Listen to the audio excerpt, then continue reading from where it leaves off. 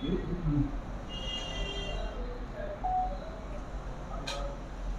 भाई, आप माजी नगर सेवक रह चुके हैं। हमारे चैनल में आपका स्वागत है। जनता आपसे कुछ सवाल पूछना चाहती है हमारे माध्यम से। हम लोगों को जनता ने रोक रोक करके कहा कि आप लोग सुधीर भाई से जब भी मिले तो हमारी तरफ से 2-4 सवाल है, पूछना जरूर। सुधीर भाई, आखिरी इलेक्शन थाने मनपा का 2017 में हुआ, जिसमें आप पराजित हुए थे। आपके सामने जो प्रतिद्वंदी थे उन्होंने जीत हासिल की थी। अभी फिर मनपा का इलेक्शन आने जा रहा है 2025 में या शायद 26 में, तो इसमें भी आपने इच्छुक का फॉर्म भराया, आप उम्मीदवार भी रहेंगे शायद। तो किस तरह से अपने आप को देखते हैं और आपको पार्टी टिकट जो देने वाली है या कंफर्म हुआ है जो भी, तो किस तरह से आप देखते हैं? आप लोग जो खड़े होंगे, आपके जो पैनल में 4 लोग खड़े होंगे, तो किस तरह से आप ये चुनाव को देखते हैं? चुनाव को एक स्पोर्ट्स की तरह मैं देखता हूँ, खेल की तरह देखता हूँ। क्योंकि एक जो खेल प्रेमी होता है, जो स्पोर्ट्समैन होता है, वो हर कंपटीशन को एक खेल की तरह से देखता है, ताकि फ्री एंड फेयर हो। जैसे आप देखते रहो क्रिकेट के अंदर हार जीत किसी की भी होती है, लेकिन हारने के बाद या जीतने के बाद एक दूसरे से हाथ मिलाया जाता है। यानी आज जनता के बीच में जाते समय कई चीज़ है जिसके सवाल मुझे खुद को आ रहे कि हमको क्या देना चाहिए जनता को।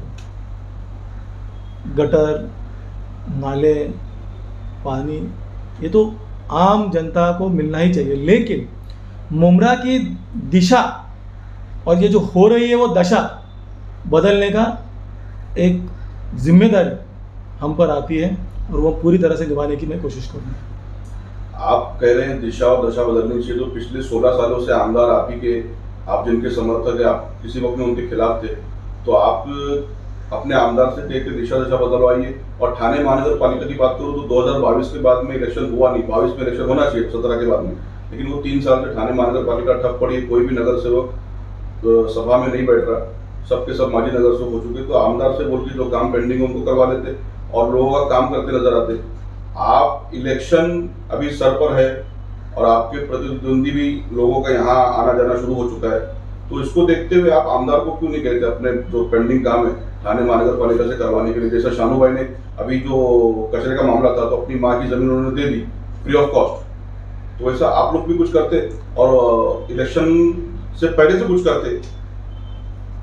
ये एक प्रोसेस है लोगों के काम करना, उस माध्यम से मैं देख रहा हूँ कि कई जगह के ऊपर आमदार निधि से और नगर पालिका के फंड से काम हो रहे। अभी आपने जिक्र किया आमदार साहब ने कुछ करना चाहिए था, तो अभी महाविकास आघाड़ी के वो एक लीडर है, और वो लीडर के नाते अभी आप देखते रहेंगे कि हमारे बच्चों को खेलने का मैदान तो मिलना ही चाहिए, लेकिन हमारे बच्चे लोगों की नुमाइंदगी, उनको एक बड़ा कैनवास मिलना चाहिए, बड़ा विजन होना चाहिए। इसलिए एमसीए उन्होंने लेके आए, ताकि यहाँ जो बच्चे पढ़ेंगे, सिर्फ बच्चे अपनी उम्र मैदान में खेल खेल के नहीं, लेकिन उस खेल के ज़रिए अपना नाम रोशन करें, ऐसा भी एक माध्यम वो लेके आए। उनके साथ इससे पहले भी अभी आपने शानू पठान का जिक्र किया, वो जुड़े थे, उन्होंने जो काम किए रहेंगे वहाँ तक जो सीमित थे, लेकिन इससे आगे बढ़ करके बेहतरीन और बड़े प्रोजेक्ट्स, अच्छी सोच रख करके हम लाने की कोशिश करेंगे। सुधीर भाई, जैसा आप देख रहे हैं पिछले दिनों आपके साथीदार, आपके पार्टी के कार्यकर्ता प्रवीण पवार, उन्होंने पार्टी बदल ली और अपने ही प्रतिद्वंदी जिनके खिलाफ उन्होंने कुछ नारेबाजी की थी, मैं इसमें मीडिया में नहीं बोल सकता नारेबाजी के बारे में, नीम का पत्ता कड़वा वगैरह वगैरह, उनके खिलाफ में कुछ उल्टा पुल्टा बोला, आज उन्हीं के दामन थाम लिया, तो इसको देख करके क्या कहेंगे? और प्रवीण पवार के बारे में खास करके आपकी क्या टिप्पणी थी? नहीं, मेरी कोई टिप्पणी नहीं है। मेरा कहना है कि प्रवीण एक छोटे भाई समान है, अच्छा खासा समाज कार्य में वो करते थे। सामाजिक कार्य में उनकी जो योगदान था, वो योगदान के मद्देनज़र मुझे थोड़ा सा अफसोस हुआ कि वो एक राजकीय क्षेत्र में, राजकीय अगर उनकी कोई तकलीफ होती तो वो उनके नेता जो पवार साहब है उनसे वो वास्ता रखते, उनसे वो सलाह मशवरा करते, और जो निर्णय लिया है मुझे लगता है कि वो निर्णय से मैं तो खुश नहीं हूँ।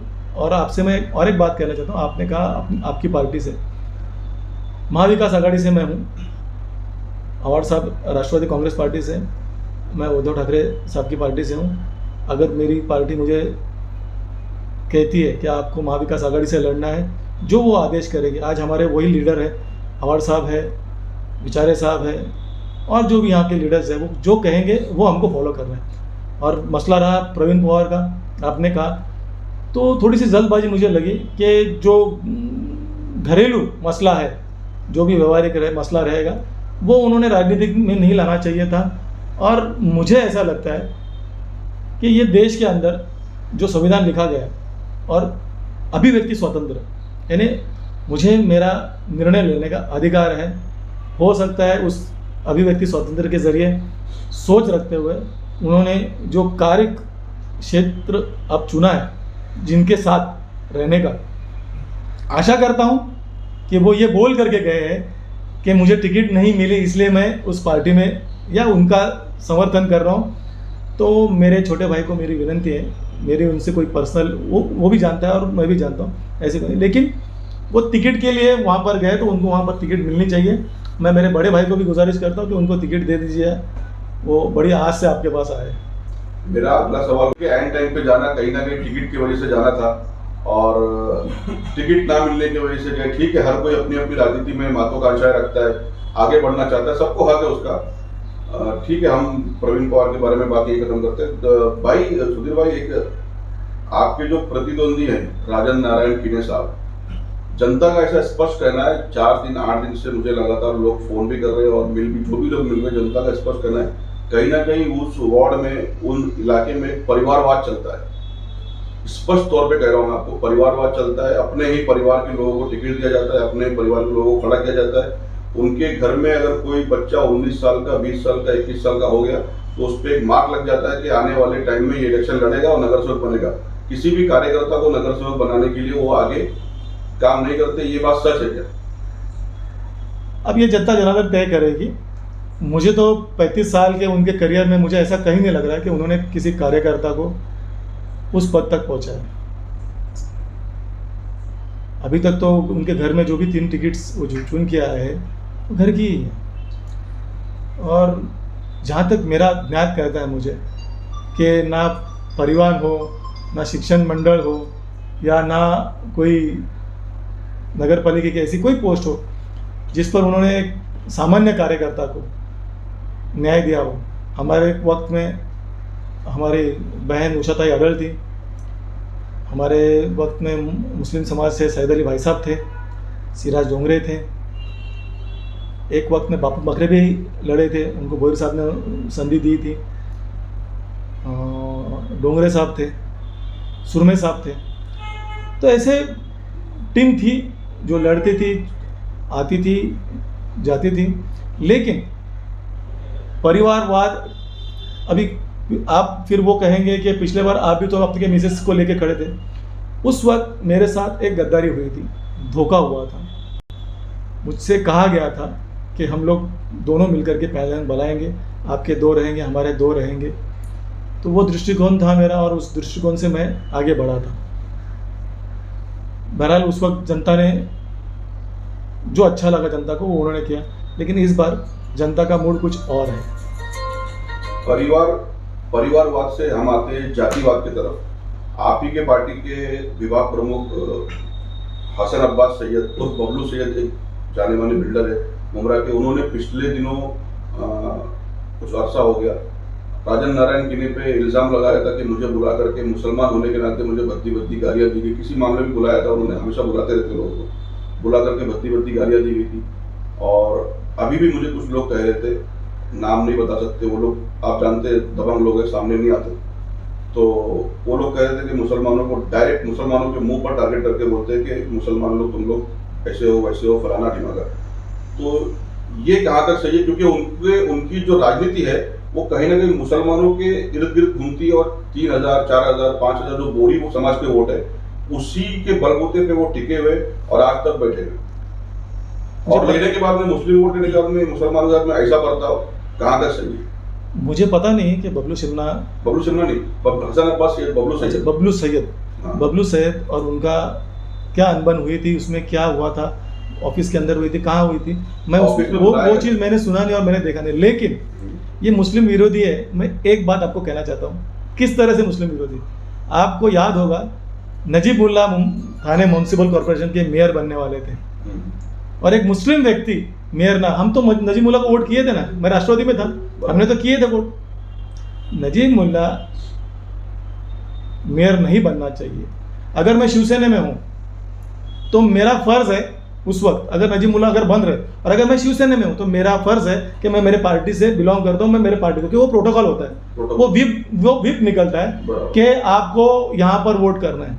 लेकिन नजीब मुल्ला होने के नाते नहीं बनना चाहिए, इसलिए 2 लोग मुमरा से गायब हो गए थे। और किसने गायब कराया था, क्यों गायब कराया था, ये पेपर में लिखा हुआ है। वो हेलीकॉप्टर में बैठ के कुछ वो कहीं चले गए थे। उसके बाद जो मेरे पुरुषी माता जी है, उनके साथ क्या हुआ था, उनके बेटे के साथ क्या हुआ, आप सभी को उसका ज्ञान है। तो कहीं ना कहीं उस वक्त की जो अगर आप बात कहेंगे तो ऐसा लगता है कि मुस्लिम समाज उनको पसंद नहीं है। सुधीर भाई, अभी नगर सेवक का इलेक्शन कुछ ही महीना बोलो, हफ्ता बोलो दूर है, डेट अभी तक डिक्लेयर नहीं हुई। ऐसे कोई 3 काम आप बताएंगे, आप प्रभाग में दौरा करते रहते मैं जानता हूँ, कोई 3 काम ऐसा बताएंगे जो बहुत जरूरी है और जो पिछले कार्यकाल में होने चाहिए, तो जब तक नहीं हुई, जो आने के आप चुन के आने के बाद में तुरंत इस पे पहला काम ये 3 कामों को करेंगे, ऐसा जनता को बताइए कोई 3 काम जिसपे आपकी नजर है। मैं 3 से नहीं, मैं 30 काम बता सकता हूँ, लेकिन होता क्या है, बंद मुट्ठी लाख की खुली तो खाक की, क्योंकि वही काम फिर हमने भी लिया है या हो सकता है उनके मैनिफेस्टो में आ सकता है। हाँ। सुधीर भगत का काम वो उनके मैनिफेस्टो में ला सकते हैं। लेकिन मैं आपको आपके माध्यम से मेरे पूरे मुमरा के आवाम को बताना चाहता हूँ, मुमरा में जो बड़ी पानी की टाँकी आई थी सबसे पहली वो मेरे वार्ड में आई थी। बड़ा सबसे पहला अगर सम्राट नगर का नाला बना था तो वो अपने वार्ड में बना था, सम्राट नगर का रोड बना था तो वो अपने वार्ड में बना था। आपको मैं बताता हूँ, सुमति अपार्टमेंट के सामने जो ट्रांसफार्मर और जो दीवार बनी थी वो हमारे कार्यकाल में बनी थी। शैलेश नगर में जो कंक्रीट सोर्स फेमस का जो नाला बना था, फेमस का जो गेट बना था, वो अपने कार्यकाल में बना था। ऐसे अनगिनत काम है जो उठ करके दिखते और खुल करके दिखते। वो काम करने की ताकत और हिम्मत हम में है, हम करेंगे। बहुत बड़े सपने हैं मुमरा के लिए, वो चीज़ देने की कोशिश पूरी करूंगा। मुमरा का नाम रोशन करने की इस बच्चे की जिम्मेदारी है, वो पूरी करेगा। लोगों का ऐसा कहना है कि जो अभी फिलहाल स्थानिक नगर सेवक, हम लोग आपके वार्ड की बात करेंगे, जो अभी आपके वार्ड के स्थानिक नगर सेवक है, उन्होंने सिर्फ अपना बंगला, अपनी गाड़ी बनाने का काम किया, रोड को, वार्ड को ऐसे ही छोड़ दिया। कोई भी काम करने में दिलचस्पी नहीं, खाली बड़ी बड़ी शादियाँ, बड़े बड़े फंक्शन, गरबा और जो दिखावे के काम, वो पब्लिक से कोई उनको लेना देना नहीं। और पब्लिक आती है, उनके जो कार्यकर्ता है, नहीं है दादा इधर है, दादा मीटिंग में, दादा उस, तो ये कहाँ तक सही है जो पब्लिक ऐसा कह रही है? अब जो पब्लिक उनके पास गई है वो उनको जानती रहेगी कि ये मिलते नहीं मिलते। लेकिन मैं उनको आपके माध्यम से कहना चाहता हूँ, जो घर उन्होंने बनाया है उस घर तक 2 गाड़ी सीधे जा सकती है क्या, ये मुझे सवाल करना है। 2 गाड़ी एक दूसरे को क्रॉस होके वो जा सकती है, तो फिर 35 साल में आपने किया क्या? मैं यहाँ किसी का नाम नहीं ले रहा, मैं एक कह रहा हूँ कि उस कोलीवाड़ा के 35 साल से जो नगर सेवक है, उन्होंने उनके खुद के घर तक, पब्लिक तो छोड़ो, खुद के घर तक जाने के लिए 2 गाड़ी सामने से जा सकती है, ऐसा रास्ता बनाया क्या? दूसरा सवाल, हिंदू समाज से मैं अपील करना चाहता हूँ कि आप आपकी स्मशान भूमि जाइए, आपको मैं खर्चा देता हूँ, आप बालकुम की स्मशान भूमि देख लीजिए।